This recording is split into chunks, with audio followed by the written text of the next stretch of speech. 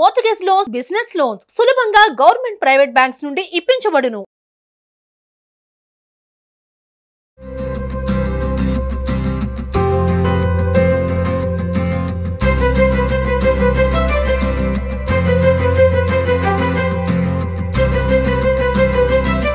ఇది వచ్చి మా అమ్మ వేసిన ఫస్ట్ పెన్సిల్ ఆర్ట్ అనమాట. ఇది ఓకే అంటే లైఫ్లో అంటే ఎప్పుడు కూడా మనిషి అనేది పెన్సిల్ ఆర్ట్ వేయలేదు. ఫస్ట్ చేసింది మా అమ్మది.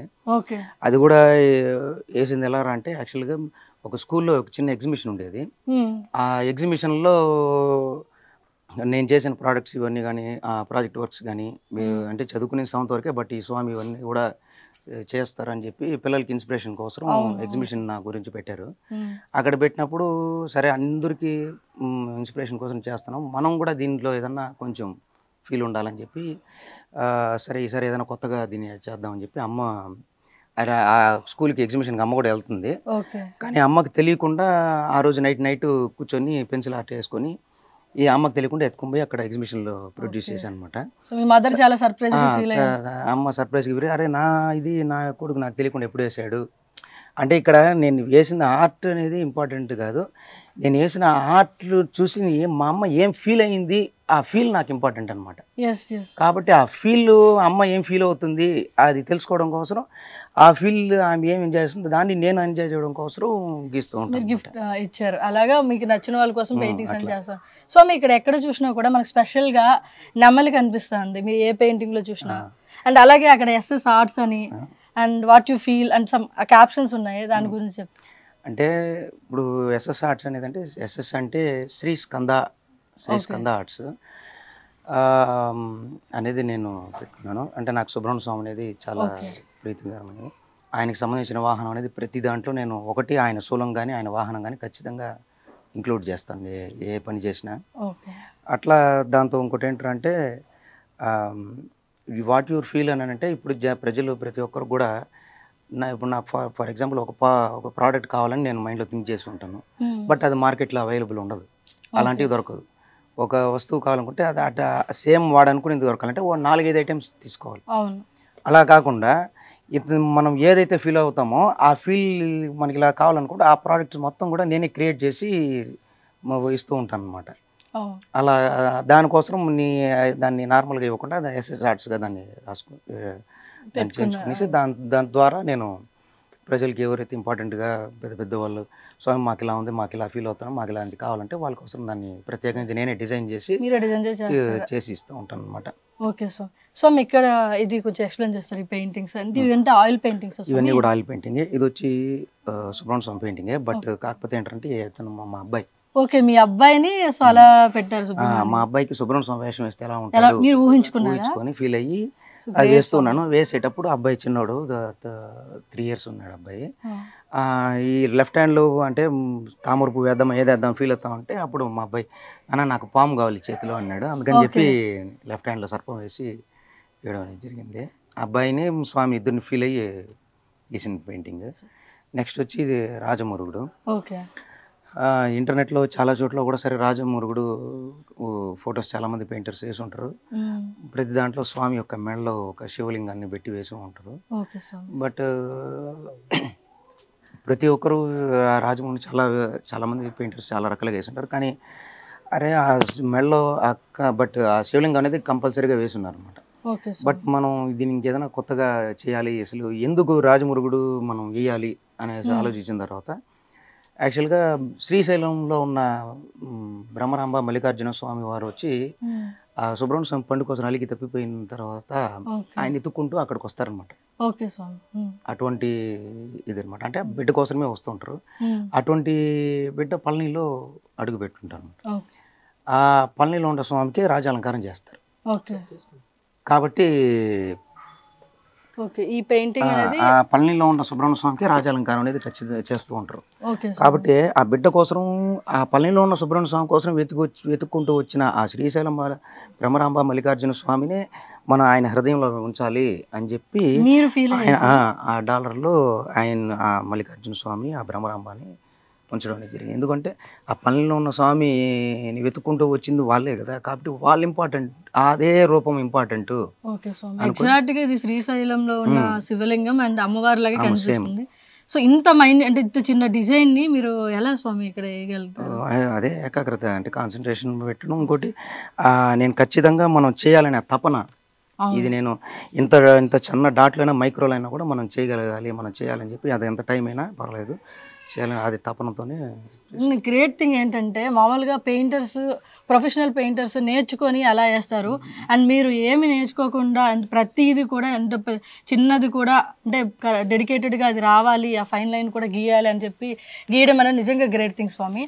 అండ్ ఇంకోటి నేను స్టార్టింగ్ వచ్చినప్పుడు చూశాను, ఇది చూస్తే నిజంగా నేచర్ మొత్తం కూడా ఇక్కడ తీసుకొచ్చిన అలా అనిపిస్తుంది పెయింటింగ్. సో దీని గురించి ఒకసారి ఎక్స్ప్లెయిన్ చేయండి.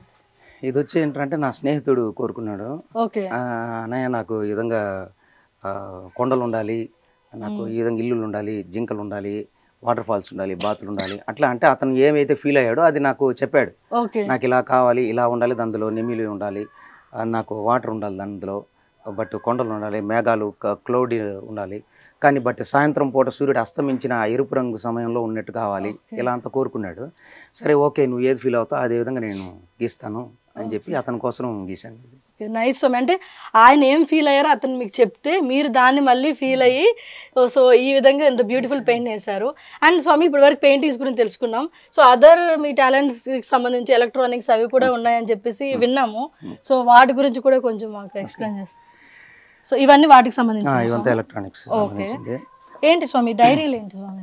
ఇది వచ్చి డైరీ కాదు, ఇది యాక్చువల్లీ ఏంటంటే ఇప్పుడు మనం ప్రతి ఒక్కరు ఎలక్ట్రానిక్ పనిచేసే ప్రతి ఒక్క ఎలక్ట్రీషియను అతను ఖచ్చితంగా షాల్డరింగ్ స్టిక్ లేకుండా పనిచేయలేరు.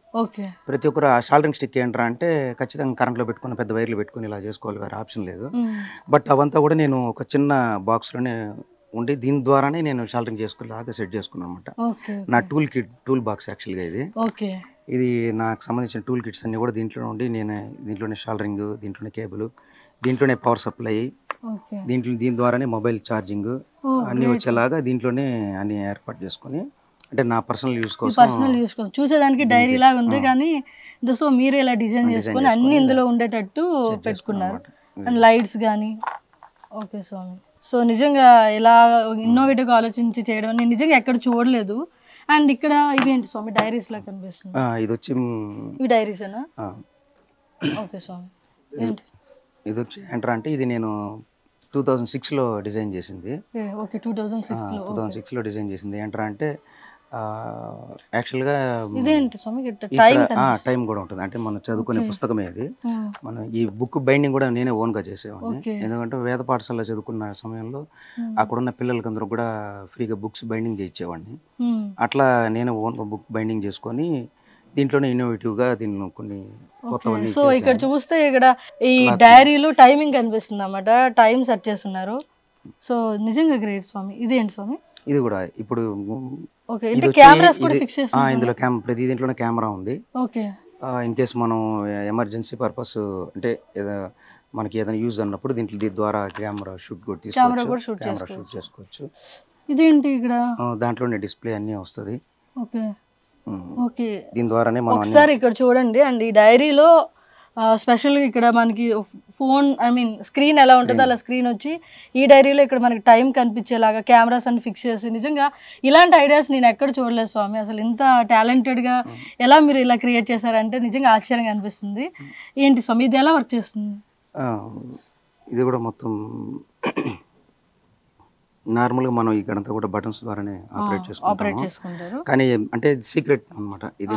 నేను చాలా సంవత్సరాలుగా నేను భద్రంగా దాచుకున్న ఒక యూనిక్ లాంటిది ఇది. అది చాలా ఇంపార్టెంట్. ఇది కొంతమంది కంపెనీస్ వాళ్ళు మాత్రం కొన్ని ఏదైనా ముఖ్యమైన ఆర్డర్స్ మీద చేయించుకుంటూ ఉంటారు. అంటే ఇది అందరికీ ఇవ్వలేరు.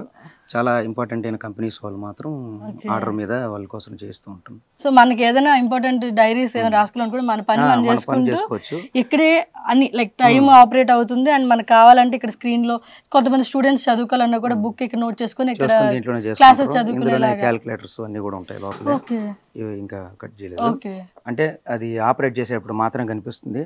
యాక్చువల్గా ఇది 2006లో స్టార్ట్ చేశాను అనమాట. ఇది 2006 అంటే స్వామి ఆల్మోస్ట్ ఒక ఇప్పటికి 18 years బ్యాక్. 18 years బ్యాక్ ఇది తయారు చేసి 18 years అవుతుంది.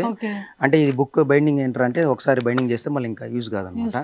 తర్వాత కొన్ని కంపెనీస్ వాళ్ళు వచ్చి మాకు స్వామి మీరు ఈ బుక్ మాకు యూజ్ అవుతుంది, బట్ కాకపోతే పేపర్స్ అయిపోతే మాకు మళ్ళీ ఇబ్బంది అవుతుంది, మరి ఎలా మాకు అని అడిగినప్పుడు దానికోసం నేను మళ్ళీ థింక్ చేసి ఇలా ఇన్నోవేట్ చేశాను.